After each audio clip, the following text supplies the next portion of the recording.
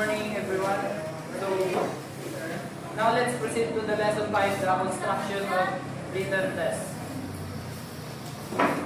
So, our lesson objective is first, at the end of the lesson, we're going to identify the appropriate test formats to measure learning outcomes and apply the general guidelines in constructing test items for different test formats. So, today, madidiscuss kung paano tayo makakapag gawa ng written test.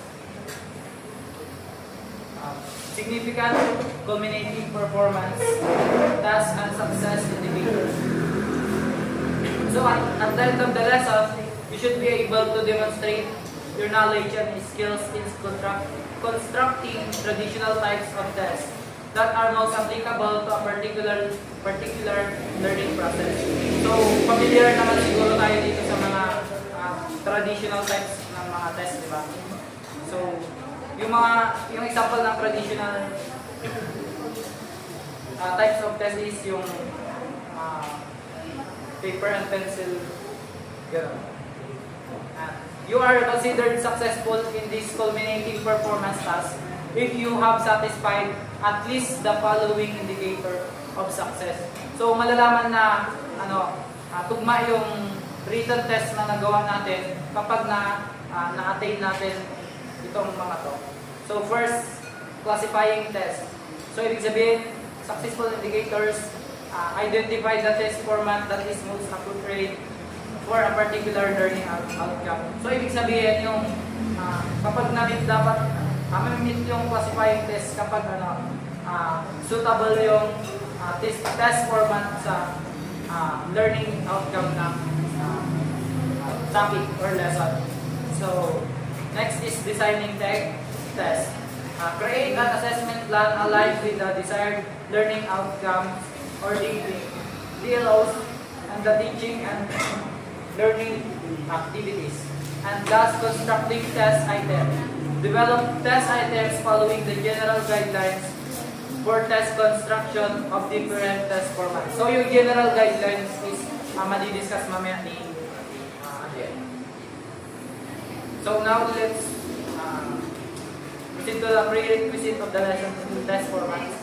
The construction of good tests requires specific skills and experience. So, kailangan ng skills or yung masusing pag-aaral at the same time, kailangan ng experience. To be successful, perform the above culminating performance task, yung kanina, ito yun yung tatlo. You should be able to distinguish the different test types and formats. And understand the processes and requirements in setting learning objectives and outcomes in preparing the table of specification. So, ito na po yung discussion. Classroom assessment are an integral part of learners learning more than just measure learning.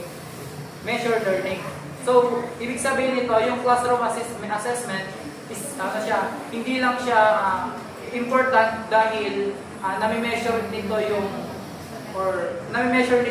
yung level ng student, but at the same time, nakakatulong ito sa student para malaman pa kung ano yung mga hindi pa alam ng students or yung gusto pang malaman ng student. So yan, dito, they also inform the learner.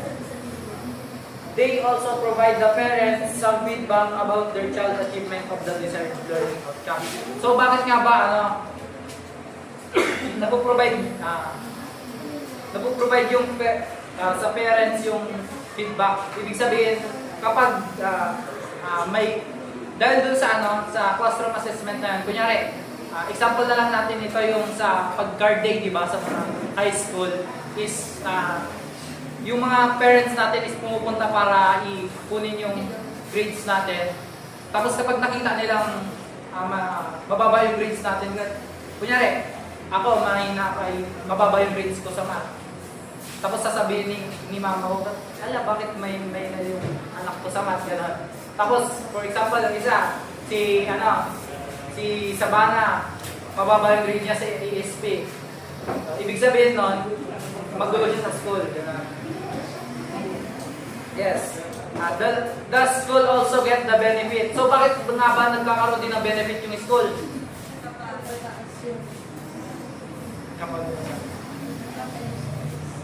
Pag mataas yung scores, yes. Sabi niya dito, from school assessment, because learners' test result can provide the evidence-based data that are useful for instructional planning and decision making.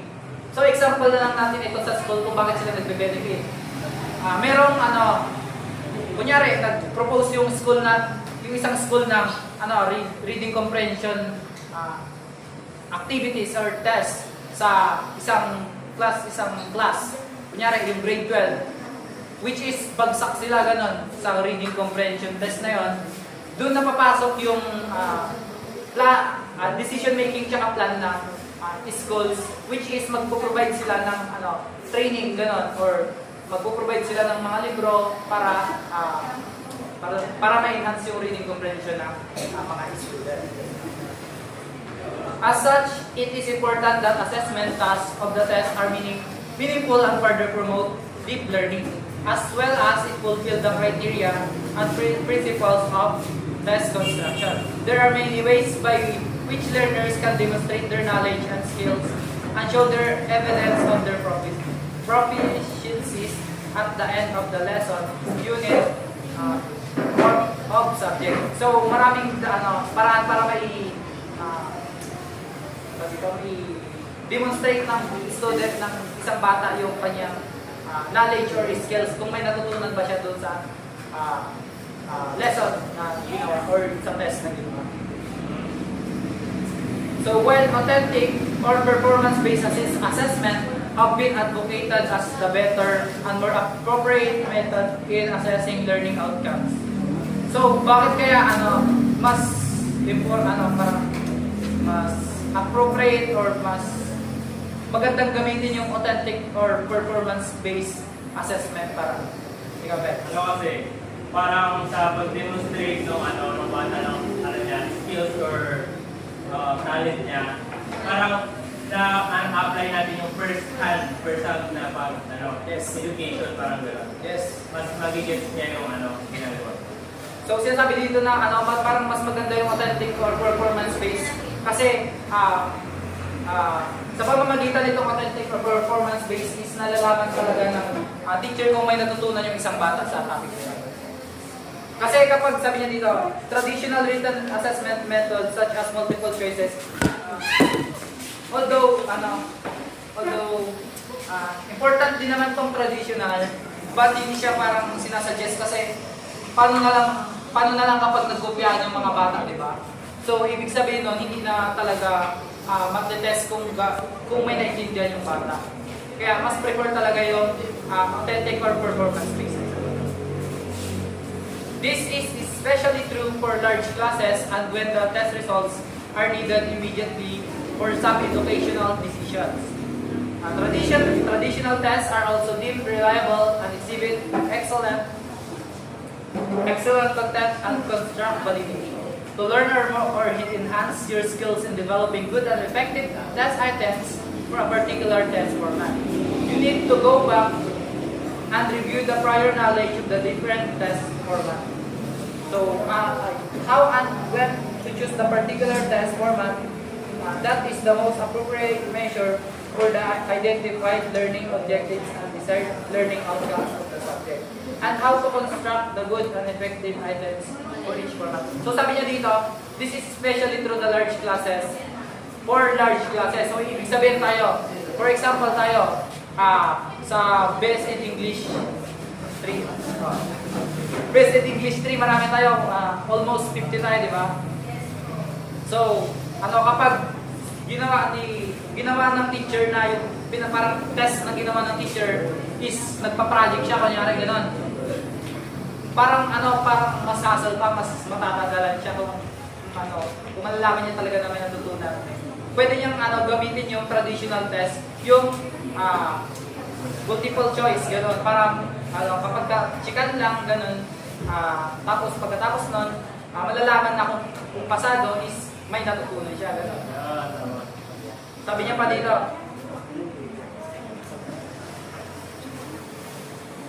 need to go back to review the prior knowledge on the different test format. How and when to choose a particular test format. So, ibig sabihin, yung test format na gagamitin dapat natin is naka-align siya sa lesson objectives or sa lesson outcomes na gagawin natin. So may tanong dito, what are the general guidelines in choosing the appropriate test format? Sabi niya dito, not every test is universally valid for every type of learning outcome. Ibig sabihin nito, hindi lahat ng hindi lahat ng test is pwede siyang gamitin sa any type ng learning outcome. So, meron ditong example na nagsasabi. If an intended outcome for a research method, what course is to design and produce a research study relevant to the field of study, you cannot measure this outcome through multiple choice. Parang gagawa ka ng research mo tapos hindi mo siya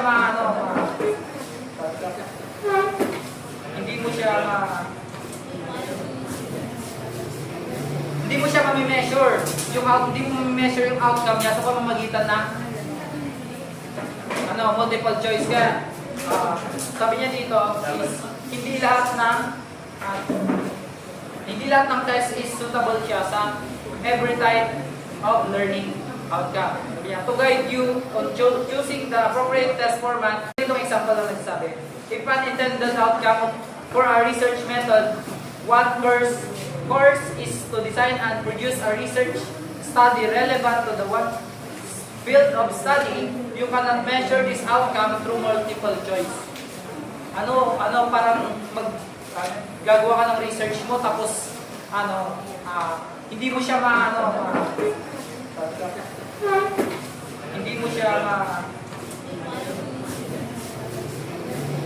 mami-measure yung outcome niya sa pamamagitan ng multiple choice ka. Sabi niya dito is hindi lahat ng test is suitable siya sa every type of learning outcome. Sabi niya, to guide you on choosing the appropriate test format and designing fair and appropriate yet challenging tests, you should ask the following important questions. So meron ditong 4 na question.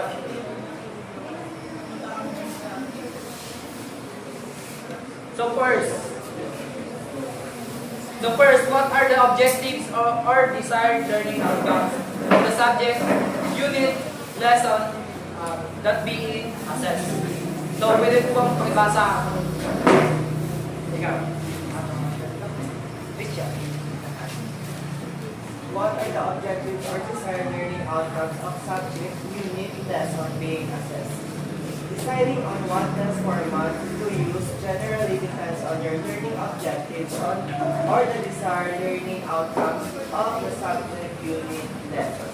Desired learning outcomes are statements of what learners are expected to do or demonstrate as a result of engaging in the learning process. It is suggested that you return to lesson 4 to review how to set or write instructional objectives or intended learning outcomes for subjects. So, ito yung tanong na to is pwedeng siyang what do I want my students to know or be able to do after lesson? So,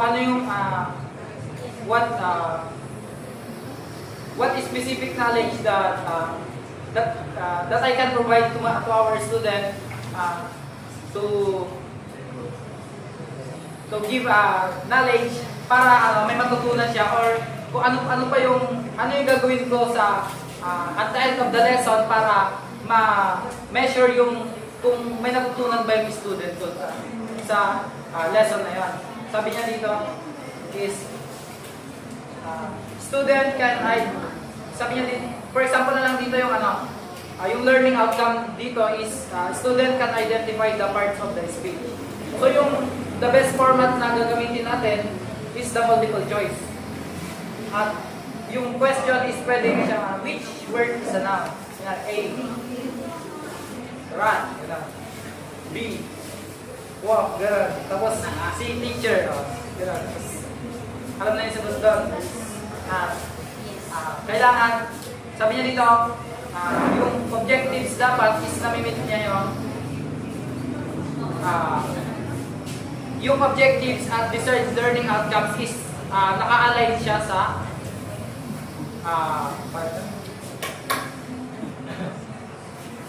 naka-align siya sa test format na gagamitin natin sa ating pagtuturo. So next, what level of thinking is to be assessed?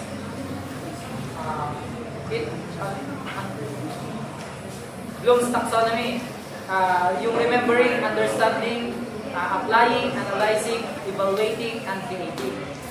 Thus, the cognitive level of the thus the cognitive level of the test question achieve your instructional objective or DLOs.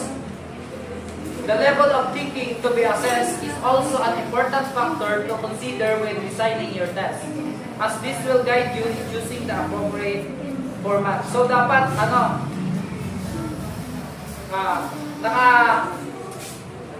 nakamatch siya sa cognitive level ng student.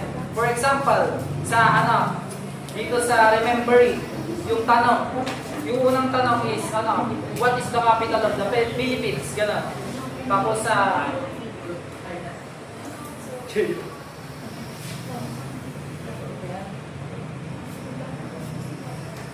tapos dito sa understanding,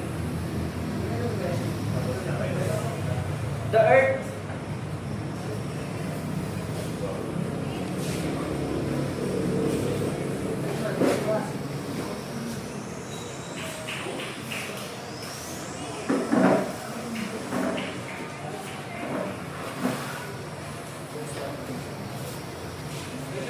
explain why plants need sunlight, gano'n. Tapos sa applying naman, solve math problems. Gano'n. Dapat align yung cognitive level ng isang student sa mga test questions. At may example pala dito. If you intend to assess how much your learners are able to identify important concepts discussed in class, ito yung remembering or understanding level. A selected response format such as multiple choice test would be appropriate.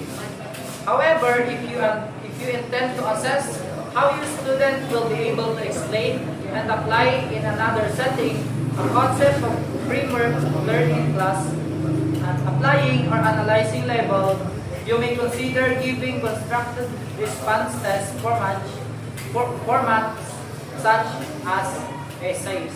So, sinabi din dito sa last na pwede din gamitin yung essays kung kinakailangan.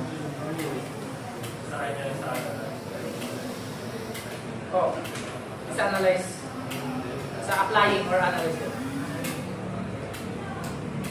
It is important that when constructing classroom assessment tools, all levels of cognitive behavior are represented from remembering, understanding, applying, analyzing, evaluating, and creating, and taking into consideration the knowledge dimensions. Ito yung mga knowledge dimensions, yung factual, conceptual, procedural, and metacognition. Sabi niya dito, you may return to the lesson 2 and lesson 4 to review the different levels of cognitive behavior and knowledge dimension na hindi na natin babalikan kasi na-discuss na siya. So third one is the test match or aligned with the course's desired learning outcomes and the course content of learning activities?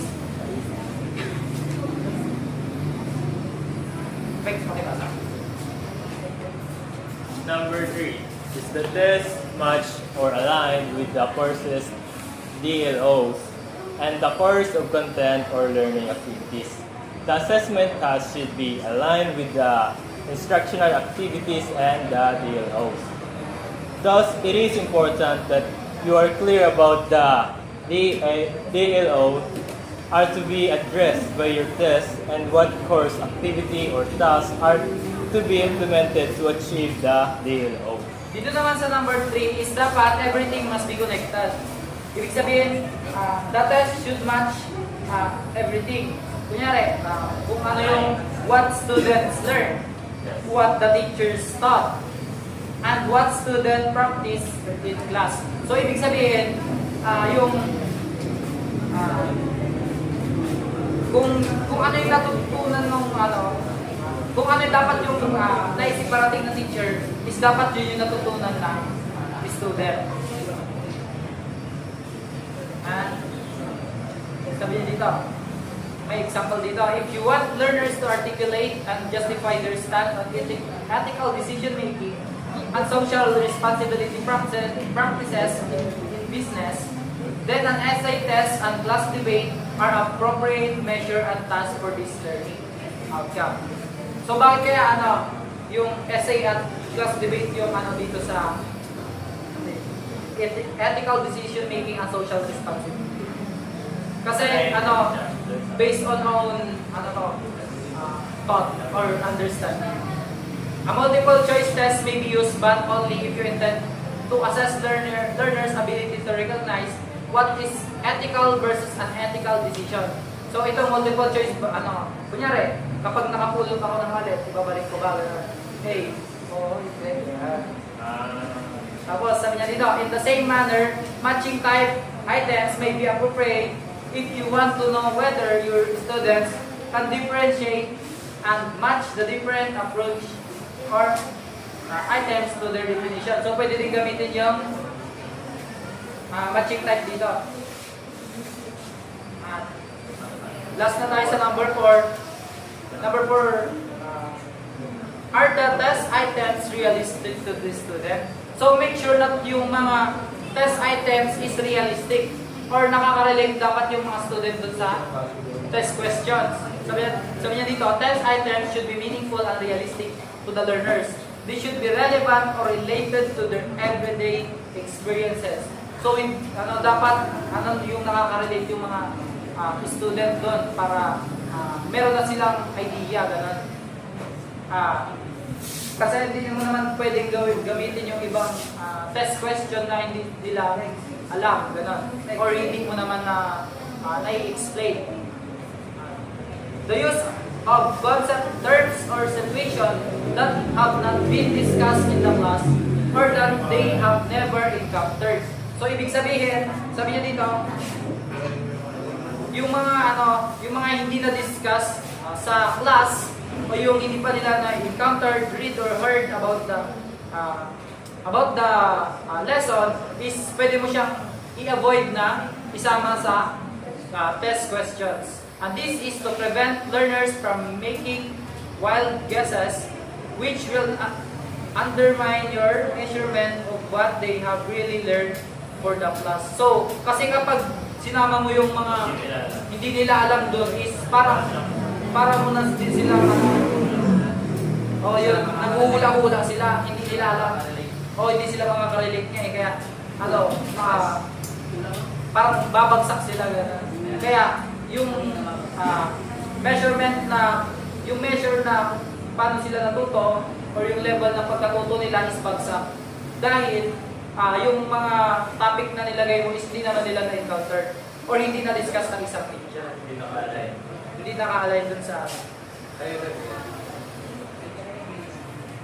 Okay.